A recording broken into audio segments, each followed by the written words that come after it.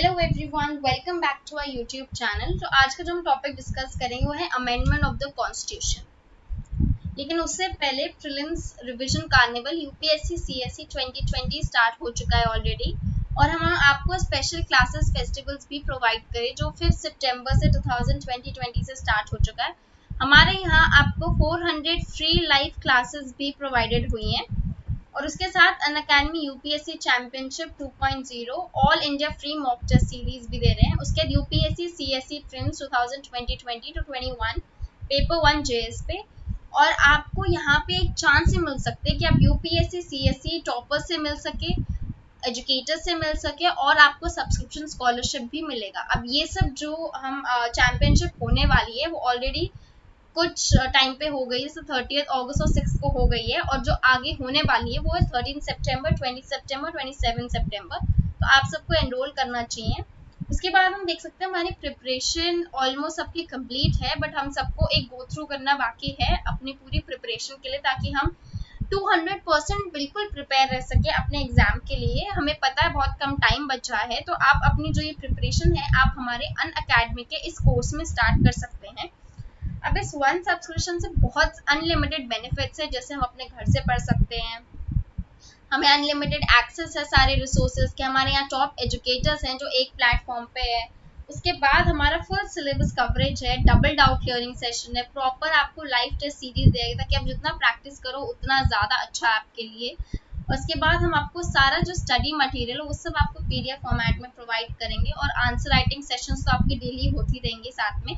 और ये सब जितना भी होगा हमारे मेंटर्स और गाइडेंस के अंडर होगा, और ये एक एक्चुअली वन स्टॉप सोल्यूशन है यूपीएससी कंप्लीट सीएससी प्रिपरेशन के लिए।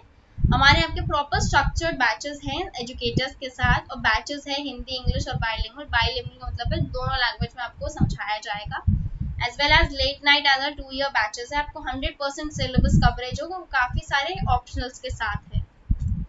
उसके बाद हमारी जो UPSC batch preparation courses already शुरू हो चुके हैं जो 7 सितंबर 2020 से, और हमारा जो फर्स्ट बैच है वो हमारा बाइलिंगुअल है जिसमें हिंदी इंग्लिश दोनों में आपको समझाएंगे।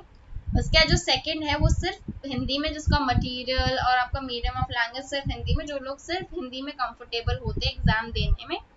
और उसके बाद हमारा यहाँ पे है वो है इंग्लिश बैच, जिन लोगों को सिर्फ इंग्लिश में पढ़ना है वो इसमें एनरोल कर सकते हैं। अब अगर आप जितना जल्द ये पैकेज डाउनलोड करेंगे, अगर आप अभी सब्सक्राइब करेंगे, आपको 10% ऑफ मिलेगा। आपको सिर्फ ये कोड अप्लाई करना है और आपको मिल जाएगा डिस्काउंट अपने पैकेज में। तो अगर आपको हमारा चैनल अच्छा लगा हो और आपको हमारी वीडियोस भी बहुत अच्छी लग रही हैं और इन्फॉर्मेटिव लग रही हैं, तो आप प्लीज़ हमारे यूट्यूब, टेलीग्राम और फेसबुक में अभी ज्वाइन करिए। बिल्कुल टाइम मत वेस्ट करिए, और आप जिस सोशल नेटवर्किंग साइट पर एक्टिव है।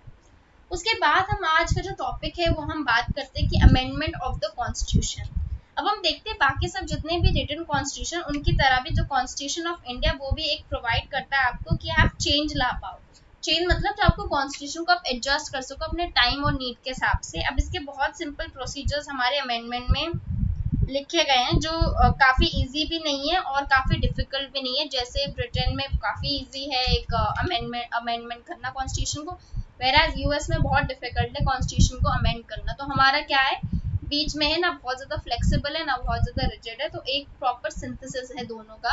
अब आर्टिकल 368 में हम देखते हैं जो पार्ट 10 है उसमें पावर्स ऑफ पार्लियामेंट बताया कि कैसे अमेंड कर सकते हैं, उसके क्या प्रोसीजर है अमेंड करना। ये और ये यहाँ पे हमें ये भी बताता है कि कैसे वो एक्सरसाइज करते हैं अपना कॉन्स्टिट्यूट पावर्स को, और अमेंड करते हैं, एडिशन वेरिएशन कैसे लाते हैं, रिपील कर सकते हैं कोई भी प्रोविजन हमारे कॉन्स्टिट्यूशन का।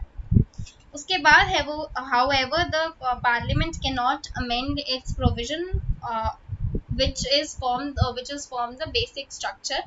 For example, the Supreme Court ruled in favor in Kesavananda Bharati case in 1973। इससे हमें ये समझ आता है कि जो बेसिक स्ट्रक्चर है हमारा, वो जो पार्लियामेंट है वो नहीं ऑल्टर कर सकता है। बाकी उसके जितने भी हमें चेंजेस लाने हैं वो हम अमेंड कर सकते हैं।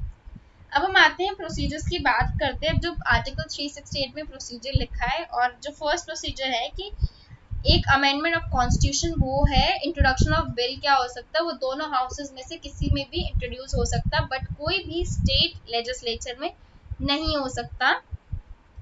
तो हम देखते हैं हमारा कोई भी स्टेट लेजिस्लेचर में नहीं हो सकता कोई भी बिल इंट्रोड्यूस।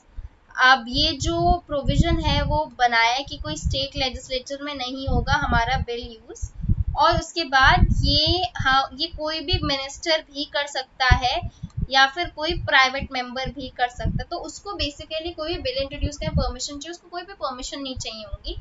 और हमारे यहाँ पे जो बिल पास होता है दोनों हाउसेज में, वो क्या होता है, एक स्पेशल मेजॉरिटी के साथ जो बिल पास होगा। और ये जो स्पेशल मेजॉरिटी है उसका क्या वो बनता है कि वो मेजॉरिटी हो या फिर टोटल मेंबरशिप ऑफ हाउसेस की हो, या फिर एक मेजॉरिटी और 2/3 मेंबर्स जो एक्चुअली प्रेजेंट है हाउस में। उसके बाद ये जो बिल है वो दोनों हाउस में सेपरेटली पास होगा और ना कि एक साथ पास होगा। तो अगर कोई डिसएग्रीमेंट वगैरह होता है तो जो दोनों हाउसेस के वो प्रोविजन होगा कि कोई प्रोविजन नहीं है कॉन्स्टिट्यूशन में कि उनकी प्रॉपर जॉइंट सिटिंग हो, और ताकि ये जो दो हाउसेस है उनका डेलिब्रेशन हो सके और पैसेज ऑफ बिल थोड़ा आसान हो।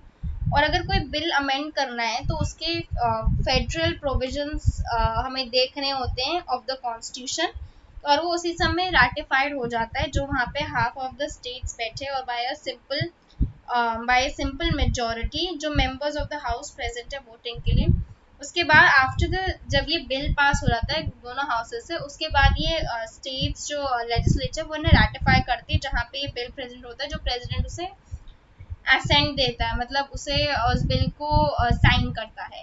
अब जो प्रेसिडेंट को अपना असेंट देना है वो ज़्यादातर ये है कि वो बिल को, जैसे वो बाकी बिल्स को उसके पास पावर थी कि वो होल्ड कर सकता है या फिर उन्हें रिटर्न कर सकता है। अगर थोड़ी सी कमी दिखी इसमें क्या ना, वो होल्ड कर सकता है, रिटर्न कर सकता है अपने बिल का जो बिल उन्हें पास करा है दोनों हाउसेस में।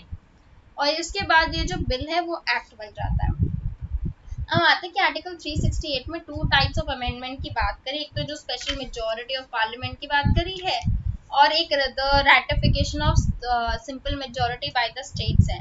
अब इसके 368 में 3 डिफरेंट वेज हैं करने के लिए। पहले तो ये है कि अमेंडमेंट होगी जो एक सिंपल मेजॉरिटी के साथ होगी। उसके बाद जो अमेंडमेंट होगा वो actually special majority of the parliament के साथ है। और इसका जो amendment of the special majority of the parliament और जो ratification of the half of the state legislature को हाँ बोलना है इस बिल में पास होने के। अब हम आते हैं, हम बात करते हैं कि एक स्पेशल मेजॉरिटी ऑफ पार्लियामेंट में क्या है। तो एक बहुत सारे प्रोविजंस हमारे कॉन्स्टिट्यूशन में दिए हैं जो अमेंड हो सकते हैं एक सिंपल मेजॉरिटी के साथ पार्लियामेंट में, और वो है जो स्कोप है वो आर्टिकल 368 के अंदर आता है। इसमें जितने प्रोविजन जैसे एडमिशन एंड एस्टैब्लिशमेंट है डिफरेंट स्टेट्स के, जैसे हम कोई नई स्टेट्स फॉर्म कर सकते हैं तो हम ये एक सिंपल मेजॉरिटी के साथ इंक्लूड कर सकते हैं। उसके बाद हम स्टेट्स कैसे फॉर्म करेंगे और कौन सी किसकी बाउंड्रीज होंगी। हम कोई भी लेजिस्लेटिव काउंसिल्स को अबॉलिशन कर सकते हैं या फिर एक नई बना सकते हैं। हम जो 7 शेड्यूल में अलाउंस ऑफ प्रिविलेजेस की जो प्रेसिडेंट को मिलने वाली है, जो वाइस प्रेसिडेंट, हम उसको भी कर सकते हैं इंट्रोड्यूस। उसके बाद हम रूल्स ऑफ प्रोसीजर भी जो स्टैब्लिश है, और हम कोशिश करेंगे कि जो हम ये बिल है जैसे use of English language parliament में हो यूज़ या फिर ऑफिशियल लैंग्वेज हो। और हम यहाँ पे सिटीजनशिप की बात कर सकते हैं जो एक सिंपल मेजॉरिटी में पार्लियामेंट में आया है, और वो एक्विजिशन हो सकता है, टर्मिनेशन की बात कर सकते हैं, यूनियन टेरिटरीज का भी डिसीजन मेकिंग दे सकते हैं। और इसमें हम इंक्लूड कर सकते हैं 5th एंड 6th शेड्यूल में जो इम्प्रूवमेंट है कि हमारे एडमिनिस्ट्रेशन कैसे होगा शेड्यूल एरियाज और शेड्यूल ट्राइब्स में। उसके बाद हम आते हैं एक स्पेशल मेजॉरिटी ऑफ पार्लियामेंट में आते हैं। तो ये कैसे अमेंड हो सकता है, एक स्पेशल मेजॉरिटी चाहिए इसके लिए। अब ये मेजॉरिटी है कि जो total member of each house है उसका है, उसको प्रेजेंट होना होता है और वोटिंग होती है। उसके बाद हमारा जो मतलब है कि इस टोटल मेंबरशिप का मतलब क्या इम्पोर्टेंस है और क्या ये हमारे उसमें क्या इसका मतलब है। तो हम बेसिकली यहाँ पे टोटल मेंबर से बात करते हैं कि जो टोटल नंबर ऑफ मेंबर्स होते हैं जो एक्चुअली दोनों हाउसेज में होंगे, और वो इररिस्पेक्टिव ऑफ फैक्ट कि वहाँ पे अगर वैकेंसीज वगैरह भी होंगी या एब्सेंटीज होगी तो हम वो भी इंक्लूड करें। अब ये जो प्रोविजन है वो हम कैसे बोलते हैं, अब जब इससे पहले हम बात करते हैं कि ये जो है स्पेशल मेजॉरिटी तो बेसिकली रिक्वायर्ड है कि वो सिर्फ वोटिंग के तभी आएगी जब हम 3rd स्टेज पे पहुंच जाएंगे वोटिंग के बिल के लिए। और हमें बहुत ज़्यादा कॉशन होना है कि रिक्वायरमेंट क्या है स्पेशल मेजोरिटी का, जो प्रोवाइडेड हुआ है रूल्स ऑफ ईच हाउसेज में, जो हर एक स्टेज में देखा जाएगा बिल की। अब जो प्रोविजंस है वो कैसे अमेंड होंगे और वो किस वे में इंक्लूड करेगा, वो है फंडामेंटल राइट्स के हो सकते हैं, फंडामेंटल राइट्स के होंगे, then directive principle of state policies के हो सकते हैं, और भी जो अमेंड हो सकते हैं जो इन दोनों एरियाज में कवर ना करे गए होंगे कैटेगरीज में। उसके बाद हम जो नेक्स्ट उसमें आते हैं, नेक्स्ट उसमें हम ये बात करते हैं कि स्पेशल मेजोरिटी कैसे होगी पार्लियामेंट में, क्या कंसेंट होगा स्टेट्स का। अब जो आते जो प्रोविजन है हमारे कॉन्स्टिट्यूशन में, इसमें ये रिलेटेड कि हमारा जो फेडरल एक तो स्ट्रक्चर है जो अमेंड कर सकता है स्पेशल मेजोरिटी के साथ पार्लियामेंट की, और इसका ऑल्सो कंसेंट होना चाहिए, हाफ ऑफ द लेजिस्लेचर का जो स्टेट लेवल उनका कंसेंट होना चाहिए इस बिल के साथ। अब जो हम ये देख सकते हैं अगर एक या काफ़ी ज़्यादा रिमेनिंग स्टेट ने कोई एक्शन लिया तो it doesn't actually matters the movement, मतलब जिस समय आधे से ज़्यादा स्टेट्स ने कंसेंट दिया तो एक वो फॉर्मेलिटी कंप्लीट हो जाएगी कि हाँ भाई हमारा बिल ये अब पास होगा।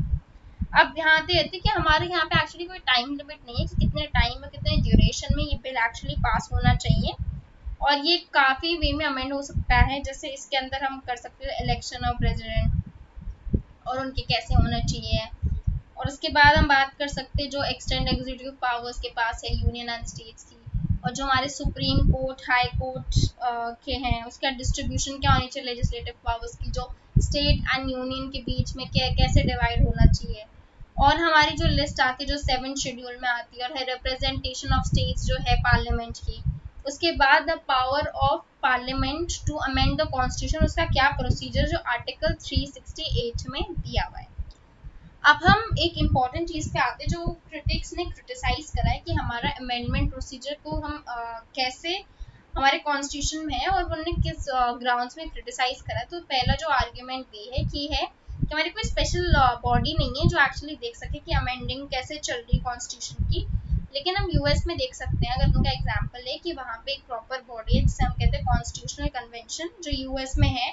अब इसमें जो पावर्स कौन वो है पार्लियामेंट के पास और फ्यू केसेस पे स्टेट लेजिस्लेचर है। उसके बाद हम अगले में आते हैं तो पावर जो इनिशिएट होती है अमेंडमेंट की, जो कॉन्स्टिट्यूशन होता है पार्लियामेंट में वो भी है, लेकिन अगर यूएस की है तो स्टेट लेजिस्लेचर होती है तो वो कोई भी बिल इनिशिएट नहीं कर सकते। वेराज इन इंडिया हम कोई भी बिल कोई भी उसमें हम उसमें इंट्रोड्यूस कर सकते हैं, कोई भी वो पार्लियामेंट पे डिपेंड करता है। उसके बाद हम देखते हैं कि जो एक रेजोल्यूशन एक रिक्वेस्ट होता है पार्लियामेंट से जो क्रिएशन या फिर अबॉलिशन और कोई भी लेजिस्लेटिव काउंसिल होता है जो स्टेट्स के, और उसके बाद देखते हैं पार्लियामेंट को अप्रूव मिलता है डिसअप्रूव होता है या फिर कोई भी वो सब एक्शन भी लिए जा सकते हैं। उसके बाद देखते हैं जो मेजर पार्ट होता है वो हमारे कॉन्स्टिट्यूशन वो अमेंड हो सकता है, और ये सिर्फ स्पेशल मेजोरिटी या फिर एक सिंपल मेजोरिटी के साथ होता है। फ्यू केसेस में हम कंसेंट भी लेते हैं स्टेट लेजिस्लेचर्स की, और जो कंसेंट रिक्वायर्ड होता है और उसमें सिर्फ हमें हाफ स्टेट से कंसेंट रिक्वायर्ड है, और बाकी जो हम यूएस में देखते हैं वहाँ पे 3/4 हमें कंसेंट चाहिए होता है। अब जब आते हैं कि इसमें हमें पता है कि हमें कोई टाइम फ्रेम नहीं है कि हम कितने टाइम में हमें इसे पास करना है स्टेट लेजिस्लेचर्स को, ताकि हम रेटिफाई करें रिजेक्ट करें अमेंडमेंट को जो सबमिट होना है। और ये हम देखते हैं कि एक साइलेंट है ऑन द इशू कि whether states actually can withdraw themselves for approval after according to the same. उसके बाद देखते हैं कि हमारा कोई प्रोविजन नहीं है कि एक जॉइंट सेशन हो, जैसे हम देखते हैं कि वो अगर कोई डेडलॉक वाली सिचुएशन होती है over the passage of time होती है वो कॉन्स्टिट्यूशन अमेंडमेंट की, तो ऑन द अदर हैंड एक प्रोविजन जैसे जॉइंट सिटिंग एक केस वहाँ पे है जो ऑर्डिनरी बिल के लिए है। उसके बाद देखते हैं जो प्रोसेस ऑफ अमेंडमेंट है हमारे यहाँ बहुत ज़्यादा सिमिलर है टू दैट, जैसे कोई भी लेजिस्लेटिव का ऑर्डिनरी बिल जैसे पास होता है वैसे ही उसकी तरह काफ़ी सिमिलर है अमेंडमेंट ऑफ द कॉन्स्टिट्यूशन, और स्पेशल मेजोरिटी भी है, बस थोड़ा सा एक्सेप्ट है, बाकी मतलब थोड़ा सा यूनिक है, बाकी कुछ इतना कोई खास नहीं है पास जो हमारा बिल पास होता है। उसके बाद जो प्रोविजन रिलेटेड टू अमेंडमेंट है वो काफ़ी ज़्यादा स्केची है, और मतलब एक वाइड स्कोप छोड़ देते हैं वो जुडिशरी इस मैटर में एक्चुअली देखे।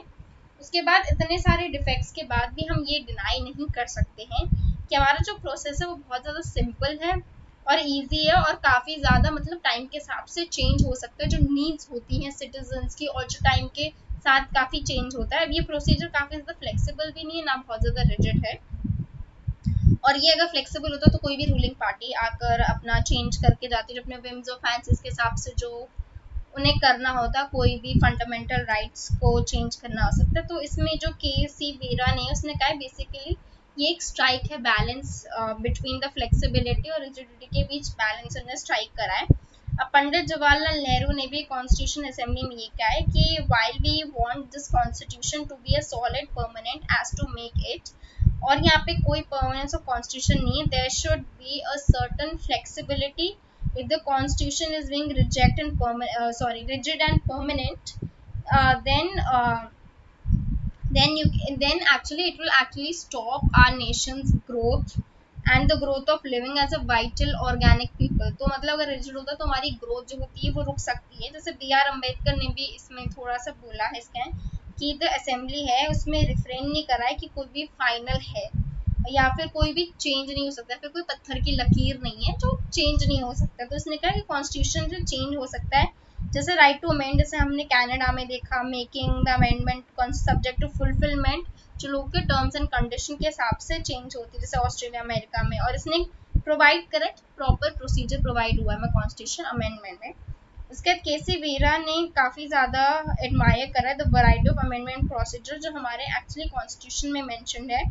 उसने कहा ये जो अमेंडमेंट प्रोसेस है वो एक्चुअली बहुत वाइजली यूज़ करा और बहुत रेयरली किसी कॉन्स्टिट्यूशन में ऐसा मिला गया है। और इसमें ग्रैनविल ऑस्टिन ने भी ये बोला है कि the amendment process has proved itself to one of the most able conceived aspect of the constitution, although it appears a little bit complicated but it's merely a diverse। so ये सब हमने सारा पूरा टॉपिक कवर कर दिया अपने M Laxmikant से। अगर आपको मेरी वीडियो अच्छी लगी so please like and subscribe and thank you so much।